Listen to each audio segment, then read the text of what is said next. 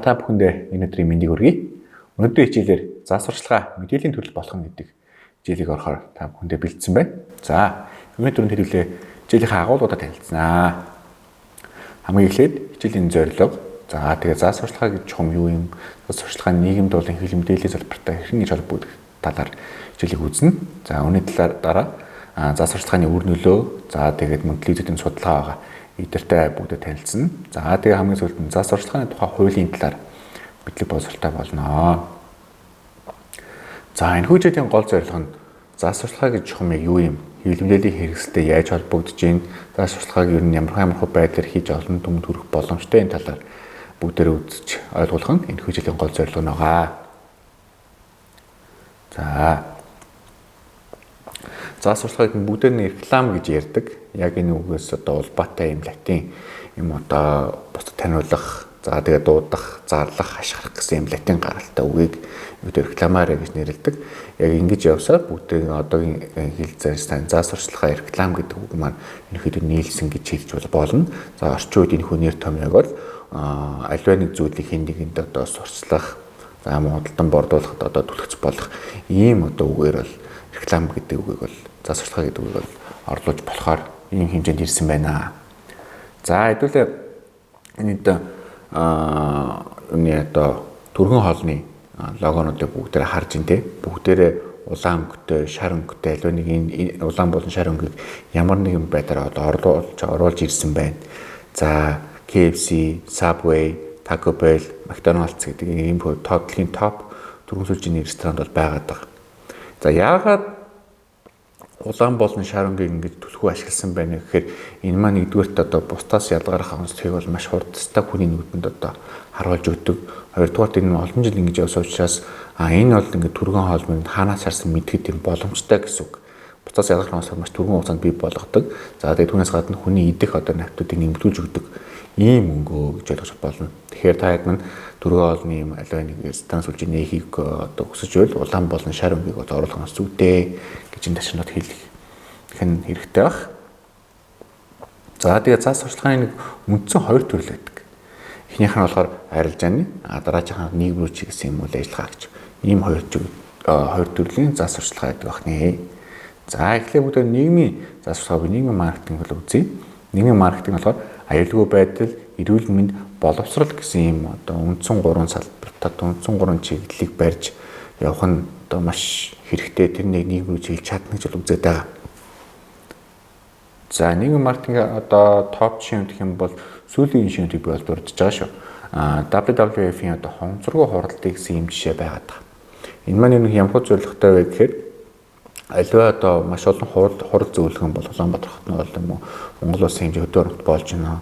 Энийг дагалдуулаад аливаа нэг брейк юм засваргаанаар хүмүүс маш их хонцрыг хэрэгжилж энэ нийгэмд эргээд маш том хор хүнөтэй болж байна гэсэн үүднээс бүгдээрээ хонцраа багасгал хонцруу хуралдыг цаашлаад яг өөрсдийн гэсэн аяга болон юм совсуулгатай ирья гэсэн энэ нийгэмд та өөрийнхөө нийгмийн том бас би байгаль хамгаалж болж байгаа шүү гэсэн том мессеж өгсөн ийм нийгмийн компани ажлын жишээ байна. За үүний дараач нийгмийн нийслэлийн цагдаагийн удирдах газраас гаргасан чи ганцаараа биш гэсэн бас ийм нийгэм рүү чиглэсэн ийм компанид ажил байна. Энэ маань яг ямархуу зорилго чиглэлтэй компанид ажиллая гэхээр аливаа ялангуяа 10 жил болон ихтэй сургуулийн хүүхдүүд нэгнээ гадуурх явдлуудаас гарсаар байгаад байгаа учраас энэс үндсэн мессеж нь бүү нуугаараа гэсэн үндсэн мессежтэй аливаа юм гадуурхын эсрэг бол бүгдээ шатгаад хэмжээрээ иймэрхүү зүйл болсон тохиолдолд бол бити нуугаараа аливаа холбогдох байгууллагад хэлээрээ тиймэрхүү зүйл тохиолдсон чи ганцаараа биш энийг цааш нь бусад холбогдох байгууллагууд мэдгснээр та ч гэсэн бас энэхүү бусдаас ялгарсан гадуурх юм зүйлсээр тэмцэж байгаа нэг хүн болж чадсан шүү гэсэн ийм урам зориг өгсөн юм компанид ажил болж чадсан байгаа. За үүний дараачаар Save the Children зохион байгуулсан охтыг хүчирхийлэл мөржөөс хамгаалах гэсэн ийм төслөөр зохион байгуулсан 2021-с 2024 он хүртэл зохион байгуулсан энэ төслийн хаалтаа сая болж өнгөрсөн. Энэхүү төслийн хамгийн гол зорилго нь аливаа Монгол улсад байгаа охид эмэгтэйчүүд ямар нэгэн байдлын мөржлүүд өртөж байна. За энэ хүн мөржлөгөөс нөрцөн сэргийлэн ийм мөржлүүд одоо бий болж байгаа шүү. Энээс та бүхэн иймэрхүү байдлаар гарах боломжтой шүү гэсэн үндсэн мэдлэгийг бид нарт бол эрэгтэй эмэгтэй гэдэг бүхэнд нь өгч чадсан юм чанартай төсөл болсон гэж үзэж байгаа. За эдгээр одоо 3 миний зүгээр сонгож авсан эдгээр 3 чинээс бас олон компаниуд зохион байгуулагдсан. Тиймээс та бүхэн ч гэсэн энэ идэвхтэй ороочлын нэг хэсэг болох боломжтой шүү. За ер нь бол заас сурталчилгааны хамгийн гол зорилгууд нь мэдээж бол аливаа тухайн төр компани болон бусад байгууллагуудын борлуулалтыг нэмэгдүүлэх. За үндсэн гол одоо орлогоос гадна юм байгууллагын нэр хүнд гэдэг зүйл байдаг. Энэ байгууллагын нэр хүндийг одоо тогтоон барих хамгийн гол зүйл заас сурталчилгаа. Заас сурталчилгаа нь бол дараах юм хоёр одоо үндсэн одоо агуулгыг одоо өөртөө шингээж авч чадсан байх хэрэгтэй. Энэ нь болохоор бусад заас сурталчилгаанаас ялгарх онцлог болоод тухайн заас сурталчилгаагаараа ёс зүйтэй байдлыг одоо бусад таниулах, бусад байгууллагаас ялгарх онцлогоо ёс зүй болгож чадах ийм хоёр үндсэн зүйл бол хэрэгтэй. За одоо бүгдээ арилжааны заас сурталчилгаа руу орцгоё. За арилжааны заас сурталчилгааны үндсэн энэ 3 сув одоо бий болж ирж байна. Хамгийн ихнийх нь ATL гэдэг ийм сув байна. Энэ болохоор радио, телевиз, сонин сэтгүүл болон билборд буюу гаднах сурталчилгааны саврууд очирч байгаа. За үүний дараачаар BTL буюу мэйл маркетинг, урамшуул, PR зэрэг орж ирж байна. За үүний дараачаар сүүлийн үед буюу одоо 2010-оос хойш TTL гэдэг энэ заас сувгууд бий болчиход байгаа. Энэ маань ерөнхийдөө сошиал медиа болон веб маркетинг зэрэг зүйлс ороод явж байгаа гэж ойлгож байна. За ETL гэдэг энэ зүйлийн ер нь одоо давуу тал гэх юм уу ямар хүүд ашиглах вэ, энэ сувыг ашиглах вэ гэж үзэх юм бол ер нь нийт маасад яг өөрхөн бараа бүтээгдэхүүн болоод одоо хэлбэмтээлийн байгууллага бол өөрхөн хэлбэмтээлийн байгууллагын олон нийт танилцуулах анх удаа одоо зах зээл хөл тавьж байгаа бол тэрийг одоо мэдэгдэх бусдаас одоо онцлог шин чанараа ондоочлоор таниулах зорилготой гэж үзэж байгаа бол ETL-ийн одоо засварын сувыг сонгох зүйтэй. За үүний дараачаар ер нь бол тодорхой яг олон нийтэд өөрийн байр суурь хангалттай таниулсан тогтсон гэж үзэж байгаа бол BTL буюу тодорхой яг энэ цугууд руу сегмент руу чиглэсэн таниулах үйл ажиллагаа явуулах нь зүйтэй. За үүний дараачаар мэдээж TTL-ийн гол онцгой маш одоо бага хэмжээний гэх юм уу яг тодорхой яг өндөр биш юм хэмжээгээр энэ маркетингийн зардлыг гаргаж олон нийтэд өөрийнхөө үйл ажиллагааг таниулахыг хүсэж байгаа бол сошиал медиа болон веб маркетинг гэж нэрлэж байгаа TTL гэж нэрлэж байгаа заас сурталчилгааны сувгийг ашиглах нь зүйтэй гэж ойлгож болно. За заас сурталчилгааны үндсэн юм үр нөлөөнүүд байдаг. Ер нь бол 5 үндсэн гол нөлөөтэй. Бүгдээрээ л яг заас сурталчилгааг ер нь нэг ямар үүрэгтэй яг байх шаардлагатай юм уу? Энэ юу дэмжиж өгдөг ингээд тэр бас санал зөвлөдөг байх. Зарим нь яг өөртөө санаа болон бүрэн илэрч чаддаг. Тийм бол яг үндсэн юм 5 том үр нөлөө байгаа. Үүнээс гадна үр нөлөө байгаа. За хамгийн ихнийх нь бараа бүтээгдэхүүнээ борлуулалтыг нэмэгдүүлэх.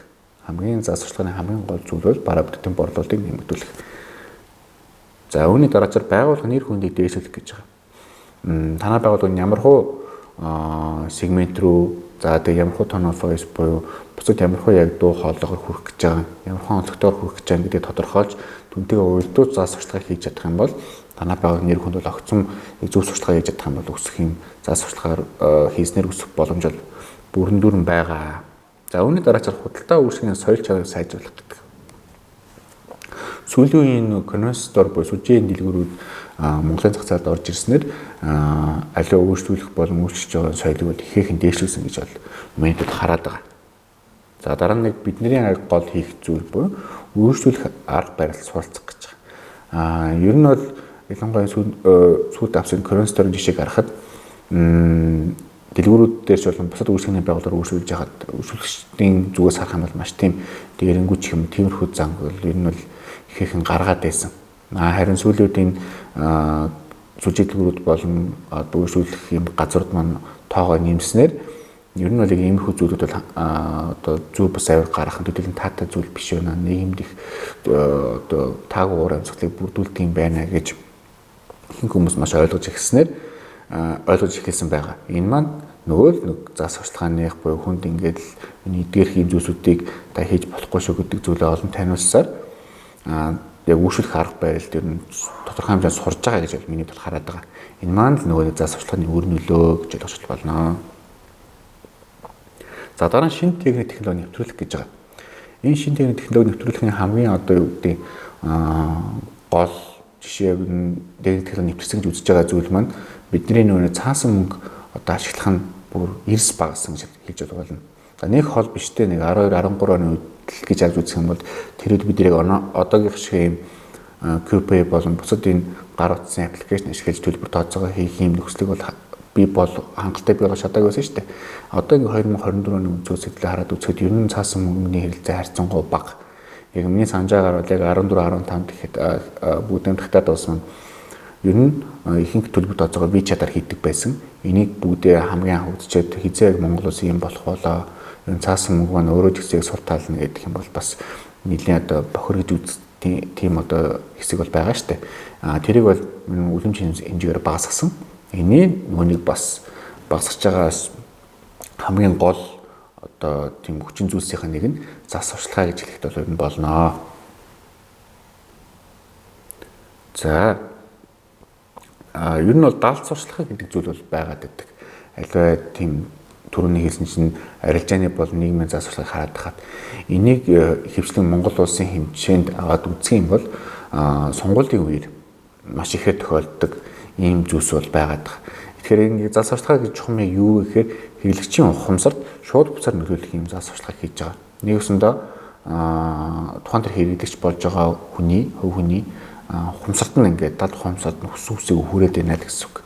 Одоо нэг альва нэг юу гэдгийг бараа одоо нийгэм төдийлөн таатай биш бараа бүтээн сурчлах биш одоо сэрэмжлүүлэх зорилгоор хүргэж байгаа ч гэсэн тодорхой хэмжээний нөгөө нэг хэрэглэгч болон төдийлөн хилэмжлэлийн суурь босоод хангалттай суугаагүй хэрэглэгчийн ой тогтолт нь буушдаг гэсэн үг. Тэгээ магадгүй энийг одоо авч хэрэглэж үзье яг ямархуу муу өрнөлөд дагуулад байгааг турч үзье гэсэн иймэрхүү бас зас сурталчилгааны сүрэг юм талууд байдаг. Тиймээс энэс бид аль болох зайлсхийгээд ер нь бол аливаа сурчлах байгаа зүйлийнхаа яг гол онцлог сурчлаад сурчлах гэж хэлэхээр одоо илүү сэрэмжлэх тиймэрхүү зүйл байвал төдийлөн их дурдахгүйгээр хэрвээ яг бүр ингээд сөрөг зүйлс байгаа гэвэл яг тодорхой юм жишээгээр ингээд зөв харуулж өгч ийж тухайн зүйлсээс сэрэмжлэлээрээ гэсэн яг үндсэн агуулгад барина гэсэн үг. Тиймээс яг аливаа ялангуяа энэ сонгуулийн үеэрч гарах гэж байгаа даалт зас сурталчилгаанаас бүгдээрээ яг тодорхой хэмжээнд сэргийлээд одоо за энэ нь ерөнхийдөө юу гэдгийг хүнийг ч юм ингээд дэмжиж байна гэж үзээд байгаа бол яг ингээд өөрийнхөө сошиал дамжуулаад яг төдийлөн олон дүнд хүрэхгүй байх нь таваараа даалт сурталчилгааг цааш нь түгээхгүй байх одоо хамгийн анхны шатны зүйлс болж өгч байгаа учраас энэ тиймэрхүү даалт зас сурталчилгааг агуулсан байна гэж үзэх юм бол олондоо төдийлөн битгий хүргээрэй гэж энэ бол зөвлөж байгаа шүү. За дараа нь 2020 оны Монгол улсын сошиал медиагийн талаарх юм судалгааг бэлдсэн байгаа. Энийг бол яг 2002 онд гаргасан CMO буюу яг Монгол улсын топ 100 аж ахуйн нэгжийн маркетинг албаны одоо дарга нараас авсан юм тайлангаас нэг сурвалж олгож авсан байгаа. За энэс хараад үзэх юм бол Монгол улс маань нийт 3.4 сая хүнтэй 2022 оны байдлаар за энэний яг 2.9 сая нотор интернет ямар нэгэн байдлаар ашиглаж байгаа. За түүний 2.5 сая нь буюу нийт хүн амын 73% сошиал медиаг хэрэглэж байгаа. Идэвхтэй хэрэглэдэг гэсэн үг. За мөн 4.8 сая гар утасны хэрэглэгчнэр болж байгаа. Тэгэхээр нийт хүн амаас давсан гар утасны хэрэглэгчтэй байна шүү дээ. За тэгээд сошиал медиагийн хэрэглээгээ Улаанбаатар болон Хөдөө нутаг гэж ялгаж авч үзэх юм бол нийт одоо Монгол улсын хүн амын 70% нь одоо сошиал медиаг чинь 100% үзээд түүнийх нь 70% нь Улаанбаатар хотод за 30% нь Хөдөө нутагт байгаа юм сошиал медиагийн талаар судалгаа байгаад байна. За тэгээд зас сурталчилгааны тухай яг үндсэн одоо заалтуудаа бүгдээрээ аваад үзье те. За энэхүү зас сурталчилгааны тухай оюул заалтыг ерөөд миний хувьд оруулж байгаа шалтгаан чухам юу байна гэхээр аливаа энэ сүүлийн үед зас сурталчилгаагаа одоо дамжуулж байгаа. Ялангуяа зас сурталчилгааны одоо энэ хуулийг төдийлөн мэдгүй байна уу эсвэл яг томжруу хандсан уу ийм даалт сурталчилгаа болон бусад яг хуульд хангалттай хууль мэдгүй хүмүүсийн одоо гэх юм иймэрхүү зас сурталчилгаанууд нэлээх цацтгаа болсон. Энэ маань аливаа нэг хуулийн зөрчиж байгаа юм байдал нь яг төдийлөн яг энэ хууль тогтоох юм байгуулалт очсонд тохиолдолд юуны иргэний болон зөрчлийн тухай хуулиар бол шийдвэрлэх ийм хуулийн залттай байгаа шүү. За тэгэхээр яг засваргын тухай хуулийн яг онцлог хэсгүүдийг буюу энэ хичээлийг тохирсон хэсгүүдийн бүгдээр авсан байгаа. Хэрвээ яг засваргын тухай хуулийг илүү сайн уншиж судлах юм бол legal info цэгийн та бүхэн бол уншиж судлах юм боломжтой байна.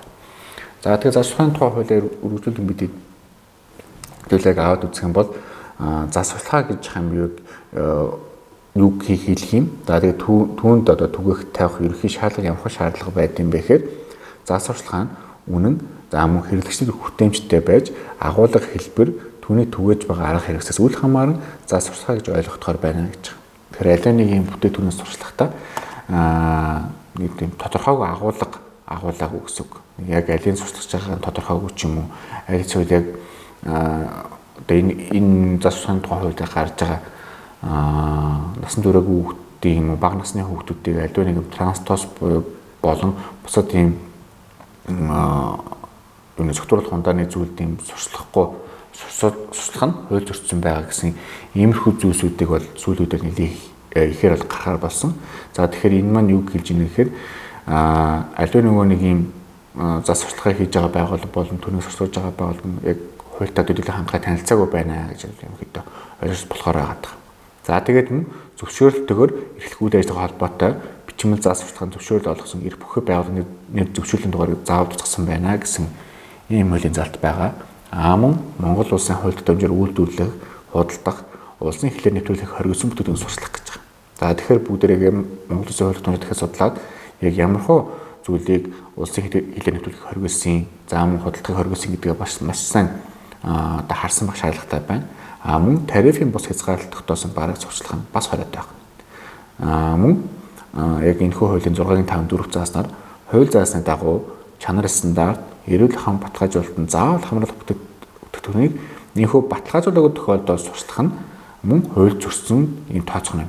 Тэгэхээр бүгдээр ямар ч байсан ер нь бол засваргын тухай хуулиа маш сайн судалж иж алей бараа бүтээгдэхүүнийг олон нийт төрөх нь одоо хэлбэрийн бизнес салбарт ажиллаж байгаа бидний хувьд яг үндсэн чиглэл нь болж байгаа шүү. Тиймээс хуультай бүгдээ ямар ч сайн судлаад за ийм зүйлийг сурч болохгүй мэн, ийм зүйлийг 22 цаг сурчлах нь зүйтэй юм байна. За иймэрхүү яг хүүхэд бол нас нөрөөгөө хүүхдүүдийг ийм бусад юм ярихтай асуудлын зөвтгүүлэх ундаа за мөн трансферс ахуулсан бүтээгдэхүүн гэх зэрэг ийм зүйлүүдийг сурч болохгүй мэн гэсэн үндсэн ойлголтуудаа бүгдээ заавал аваарай. Гих зүйлийг хэлэх нь бидний өнөөдрийн хичээлийн хамгийн гол зорилгоудын бол нэг бол таарж байгаа. Тиймээс та бүхэн хуулиар ямар ч байсан legal info цэгээс маш сайн харж уншаарай гэж хэлнэ. За тэгээд өнөөдрийн хичээлдээ хамт байсан та бүхэнд маш их баярлалаа. Дараагийн хичээлээр дахин уулзлаа. Түр баяртай.